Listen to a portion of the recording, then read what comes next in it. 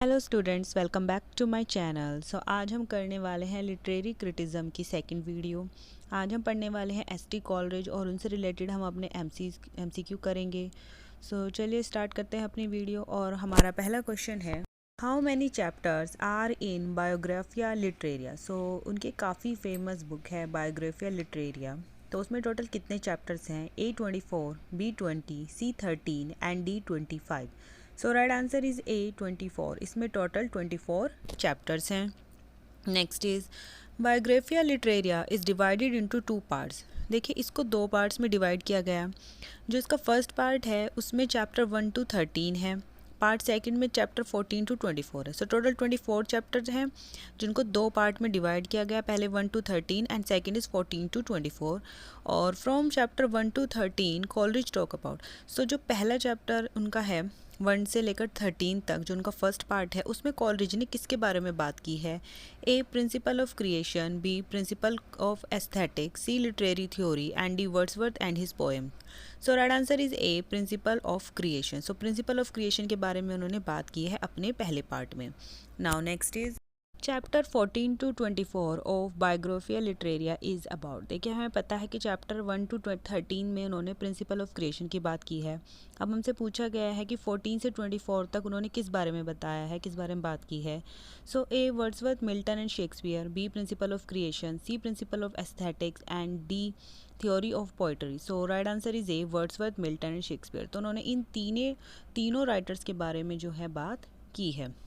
एक criticism video, तो उन्होंने क्रिटिसाइज़ किया है इन्होंने। Next question is, how many chapters of Biographia Literaria have been devoted to mere philosophising. कितने चैप्टर्स को उन्होंने फिलोसफी को जो है डिवोट किया है? A14, B10, C16 and D5। Right answer is C16। Total 16 chapters को उन्होंने किसको डिवोट किया है? मियर फिलोसफाइजिंग को। Now our next question is, which friend of Coleridge offered him money for the publication of Biographia Literaria। इसके publication के लिए Coleridge की हेल्प करने के लिए कौन सा फ्रेंड आगे आया था? A, Wordsworth, B, Lamb, C, J.K. Gooch and D, none of the. Right answer is C, J.K. Gooch. J.K. Gooch ने जो है उनको मनी ऑफर की थी, किसके लिए? इसके बायोग्राफिया लिटरेरिया के पब्लिकेशन के लिए। Next is, what was the original name Coleridge intended for Biographia Literaria. तो इसके लिए उन्होंने कौन सा नाम सोचा था? A, biography of literary theory, B, Autobiographia Literaria, C, literary theory history and D, Biographia and literature. Right answer is B, Autobiographia and Literaria. Autobiographia Literaria जो था इसका ओरिजिनल नेम था, जो सबसे पहले उन्होंने सोचा था इसको देने के लिए instead of Biographia Literaria. Now next question is, in which chapter of Biographia Literaria Coleridge discussed his theory of imagination। उन्होंने एक थ्योरी दी थी, थ्योरी ऑफ इमेजिनेशन। उसके बारे में उन्होंने कौन से चैप्टर में इससे रिलेटेड डिस्कस किया है? A, 14th chapter, B, 15th chapter, C, first chapter and D, 13th chapter. Right answer is D, 13th chapter. जो उसका पहला पार्ट था उसका 13th चैप्टर जो है उसमें इन्होंने थ्योरी ऑफ इमेजिनेशन के बारे में बात की है। Now next is, what term has Coleridge used for the shaping and modifying power of mind। Mind की जो पावर है उसको शेप देना या मॉडिफाई करने को कॉलरिज ने क्या बोला है? A, fancy, B, esemplastic, C, essentialism and D, imagination. Right answer is B, esemplastic. उन्होंने क्या बोला है? एसएम प्लास्टिक बोला है। किसको? माइंड की जो पावर है उसको मॉडिफाई करना या शेप देने को उन्होंने क्या बोला है? एसएम प्लास्टिक बोला है। Who says that the last chapter of the book Biographia Literaria placed Coleridge in the first flight of the critics। तो किसने कहा है कि जो बायोग्राफी लिटरेरिया का जो लास्ट चैप्टर है, 24 चैप्टर है, उसकी वजह से कॉलरिज जो हैं क्रिटिक्स की श्रेणी में पहले पायदान पर आकर खड़े हो गए हैं? ऐसे किसने बोला है? A, William J Long, B, Wordsworth, C, Albert and D, Southey. Right answer is C, Albert. Albert ने बोला है कि वो क्या है, क्रिटिक्स में सबसे नंबर 1 पर आए हैं। किसकी वजह से? अपने लास्ट चैप्टर की वजह से। लास्ट चैप्टर कौन सा था? 24th। Next is, Coleridge described ordinary language as. तो अपनी इस बुक में उन्होंने जो एक साधारण भाषा है उसको कैसे डिस्क्राइब किया है?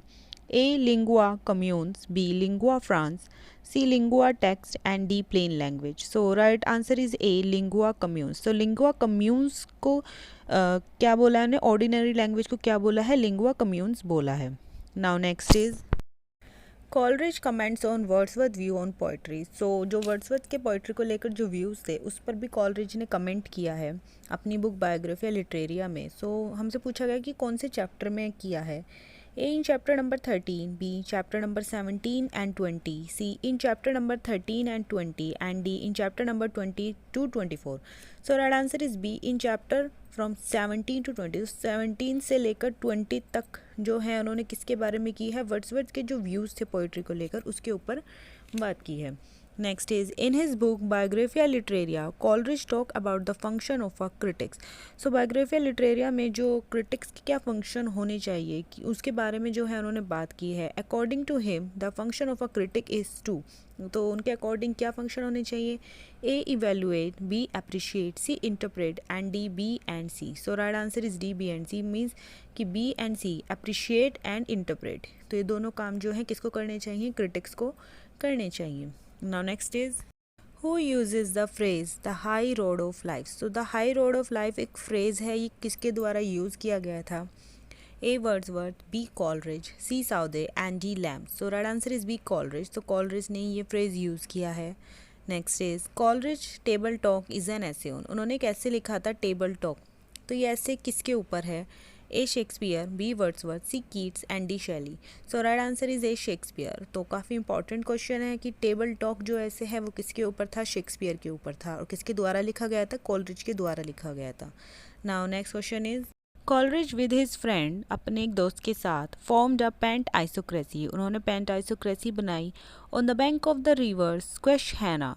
स्क्वेशहैना रिवर की किनारे उन्होंने जो है ये बनाया। This was to be an ideal community, एक तरह की आइडल कम्युनिटी थी ये। The name of the friend was, तो कौन सा फ्रेंड था वो, A Wordsworth, B Shelley, C Southey and D Lamb. So right answer is C Southey. So Robert Southey के साथ मिलकर उन्होंने क्या बनाया था, पेंट आइसोक्रेसी, एक ideal community. Next is who said the whole book of Biographia Literaria is among the few which constitute the very Bible of criticism।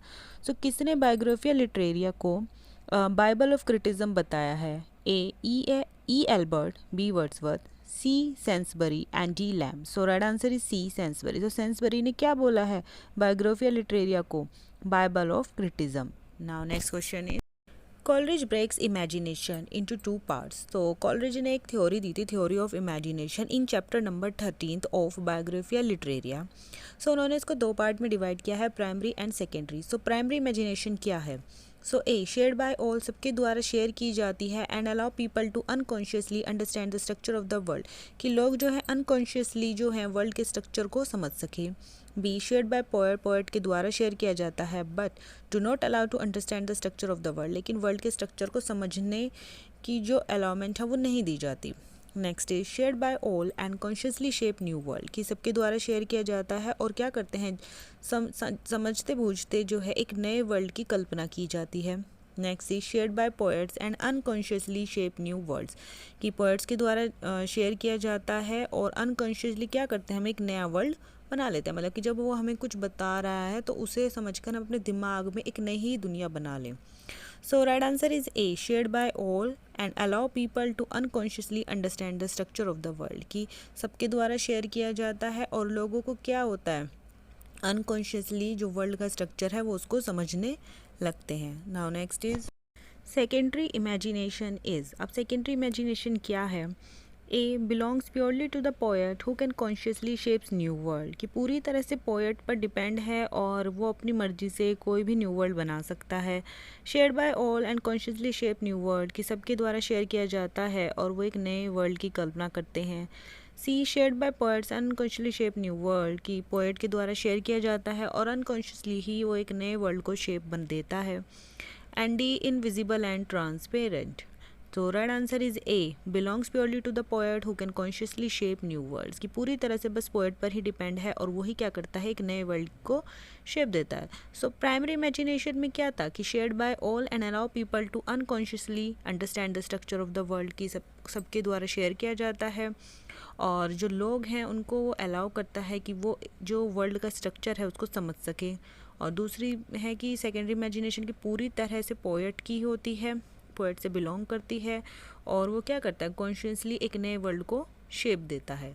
Now next is it is an inferior faculty to imagination. Imagination की सबसे inferior faculty है ये। It acts mechanically in bringing together various dissimilar component to produce appropriate image. तो बहुत सी जो अलग अलग images है उनको एक साथ लाकर एक अच्छी सी इमेज बनाता है। It is the logical faculty, इसको लॉजिकल फैकल्टी कहते हैं। दिस रेफर्स टू, तो किसके बारे में है? A fancy, B imagination, C primary imagination and D secondary imagination.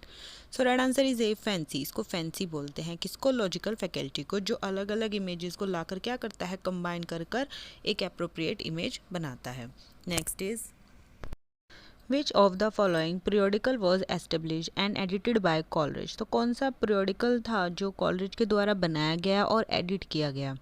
A the Guardian, B the Watchman, C the B and D the Rambler. So right answer is B the Watchman. So Watchman periodical जो है establish और edit किया गया किसके द्वारा? Coleridge के द्वारा। So this is my last question. Thank you for watching my videos. Please like and subscribe. और जिसने मेरी वीडियो को सब्सक्राइब किया है, मेरे चैनल को सब्सक्राइब किया है, thank you so much. Please मेरी वीडियो को लाइक करें और शेयर करें। Thank you.